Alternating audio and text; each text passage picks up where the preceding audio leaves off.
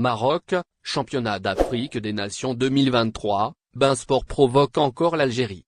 Après de multiples réclamations de la part des Algériens sur le fait que Javad Bada ne commente plus les matchs du championnat d'Afrique des Nations 2023 en Algérie, Beansport fait exactement le contraire. En effet, malgré la campagne de grandes critiques qui a touché les chaînes qatari Beansport à cause du commentateur marocain Javad Bada, la direction des chaînes a pris une nouvelle décision qui va provoquer encore plus les Algériens. Le média Aura a appris de sources sûres que la direction des chaînes qatari a nommé le commentateur marocain Javad Bada, devenu un paria parmi les Algériens en raison de ses grands préjugés contre l'Algérie, pour commenter le match du Sénégal contre le Congo au stade du 19 mai à Annaba. Cette décision intervient au moment où la majorité des Algériens réclamaient que le Marocain ne commente plus les matchs de la Coupe d'Afrique des Nations pour les locaux, surtout que son pays a boycotté la compétition à la dernière minute.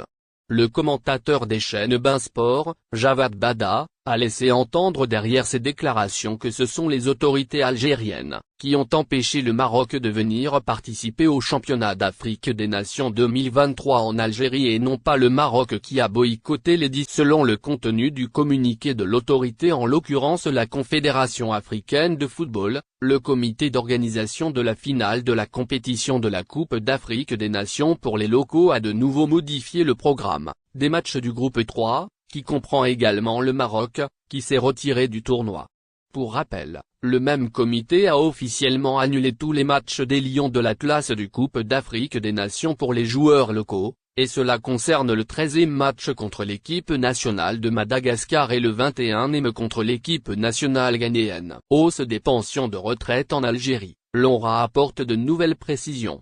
Suite aux directives du président de la République portant sur l'augmentation des pensions de retraite en Algérie, l'Organisation nationale des retraités algériens, ONRA, a apporté du nouveau. ZRDI rapporte pour vous tous les détails dans ce numéro du dimanche 22 janvier 2023. Alors qu'une éventuelle hausse était attendue durant ces derniers mois, le gouvernement algérien a officiellement tranché. En effet, conformément aux directives du président Abdelmadjid Tebboune, cette hausse devrait voir le jour en ce début de l'année 2023.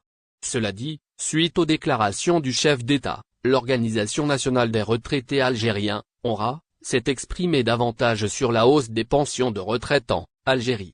Le gouvernement a mis en œuvre cette revalorisation des pensions de retraite qui devrait toucher 3 millions de personnes. Suite à cela, les membres de l'ONRA ont tenu, hier samedi, une réunion au siège central d'Alger. Et ce, afin de s'attabler sur le dossier des augmentations prévues sur les pensions de retraite par décision du président de la République. Et les déclarations du ministre du Travail et du directeur général de la CNER. Effectivement, c'est par le biais d'un communiqué publié sur sa page Facebook que l'organisme en question s'est exprimé. Devant une absence de texte précisant les modalités d'application de ces augmentations des salaires de retraite annoncées, l'ONRA affiliée à la Caisse nationale des retraites s'adresse aux autorités concernées. Mais aussi, à tous, les retraités, aux personnes ayant droit et à l'ensemble du corps médiatique. L'organisation a, de ce fait, considéré que la réunion du samedi 21 janvier 2023 était une séance publiquement ouverte. Et ce, jusqu'à la tenue de l'Assemblée générale prévue le 18 mars prochain, lit-on dans la même note. Faisant savoir que le texte officiel du dit communiqué sera publié aujourd'hui.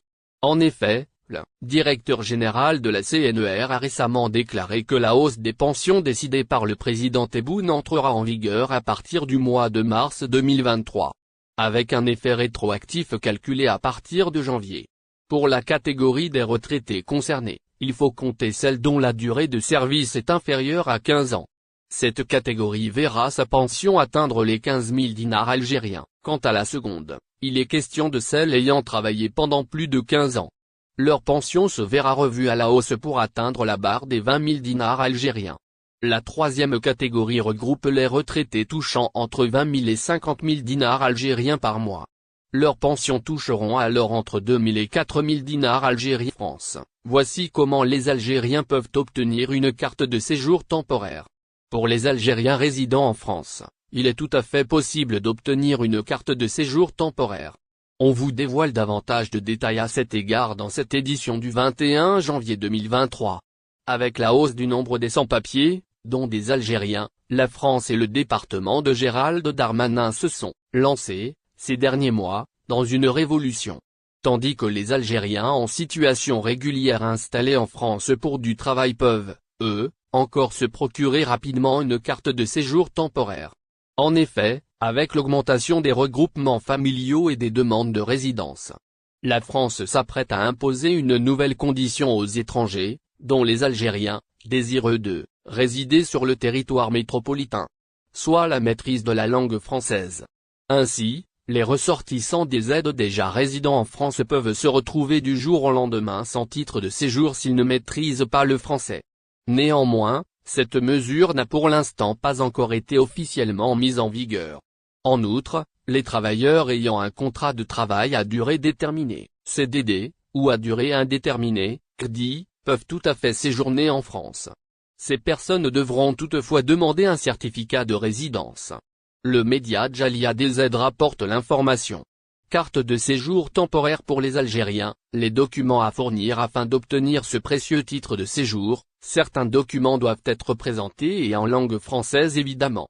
Il faudra dans un premier temps présenter son visa long séjour ainsi que son passeport valide.